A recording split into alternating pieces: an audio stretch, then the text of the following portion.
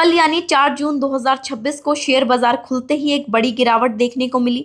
Company Rajesh exports का share करीब 5% गिरकर ओवर सर्किट पर पहुंच गया और लगभग 100 के आसपास आ गया। ओवर सर्किट का मतलब होता है कि शेयर में इतनी तेज गिरावट आती है कि उस दिन उसमें खरीद बिक्री भी रुक जाती है। इस गिरावट की मुख्य वजह एक दिन पहले आया SEBI का एक आदेश बताया जा रहा है। सेबी ने कंपनी और उसके प्रमोटर राजेश मेहता पर गंभीर आरोप लगाए।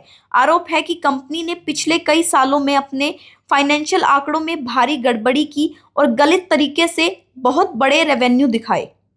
सेबी के अनुसार कंपनी ने 5 साल में करीब 15 लाख करोड़ रुपए का रेवेन्यू दिखाया, जो कि असल में वास्तविक नहीं हो सकता।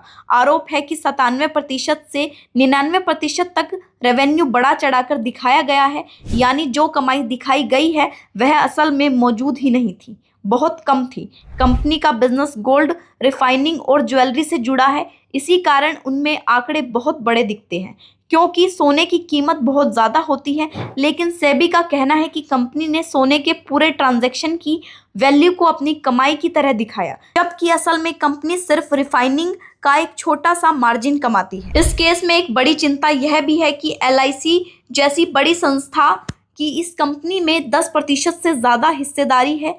अगर आरोप सही साबित होता है तो इसका असर निवेशकों और आम लोगों के पैसे पर भी पड़ सकता है। सेबी ने यह भी आरोप लगाया कि जांच के दौरान कंपनी ने पूरा सहयोग नहीं किया और जरूरी डाटा उपलब्ध नहीं कराया। इसके अलावा कुछ लेन देन प्रमोटर के निजी खातों से होने वाले आरोप सामने आए हैं। यह मामला तब सामने आया जब एक शेयर होल्डर ने कंपनी की बुक्स में गड़बड़ी की शिकायत की। उसके बाद सेबी ने फोरेंसिक जांच शुरू की। फिलहाल यह केवल शुरुआती आदेश है और कंपनी को अपना पक्ष रखने का पूरा मौका दिया गया है। कंपनी ने आरोप को पूरे तरीके से गलत बताया है।